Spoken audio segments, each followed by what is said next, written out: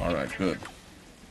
Because what did Jesus say when you go out to preach? What's the first thing he say look for?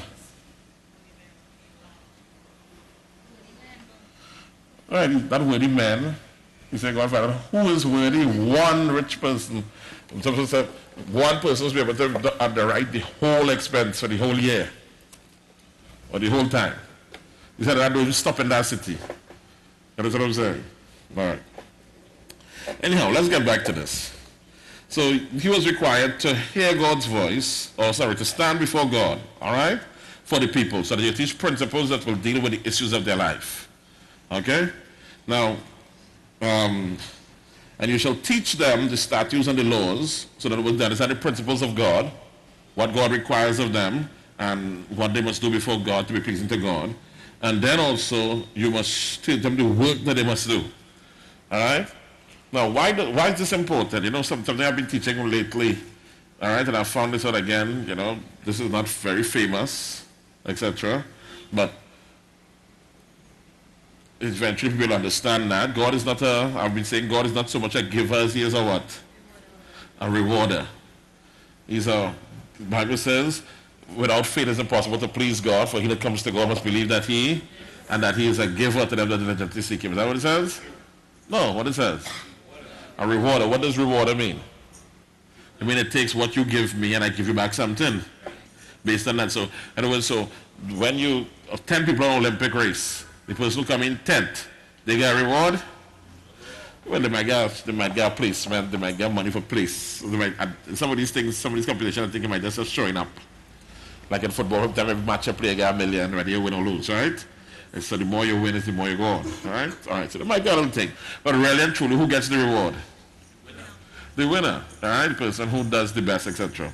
Now, the same thing in our lives. God is a rewarder of them that diligently seek him. So in other words, for everything that you want, there is something that is required of you, of God. That's all? Something that's required of you of God. And that's why, doing that thing is what is called faith.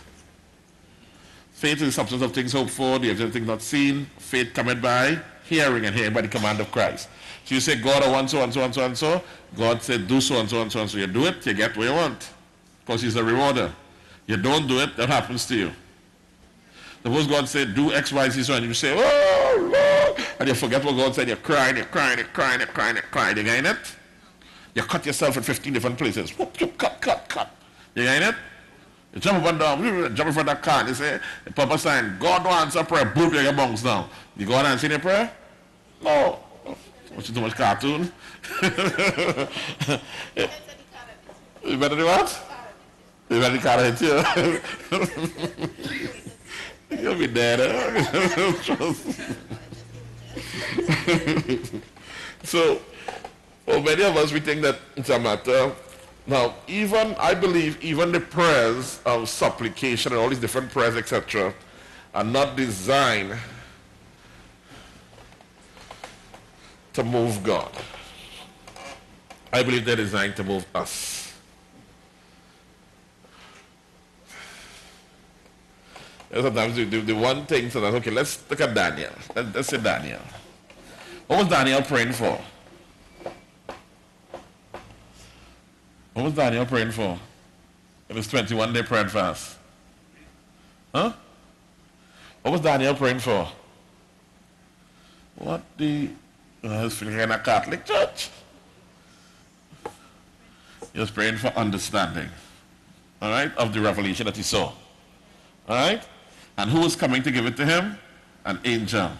Did Daniel move the hand of God, or Daniel, he did what was necessary to bring the change? All right, how to say that over? Give me proper words, Lord. If Daniel stopped praying, would it still happen? No, it wouldn't have happened, right? So there's a connection between the person praying and receiving. That's all? But was God determined to get the answer to him? Huh? Why everybody afraid to answer that? No, because God already answered. How many know God already answered all prayers? Alright, where did God answer all prayers? In the word of God. Bible says, everyone that asketh, everyone that seeketh, everyone that knocketh, open to them. So all prayers have already been answered. The Bible says, before you ask, he'll answer. But so if it's not on God's side, then it has to be on our side.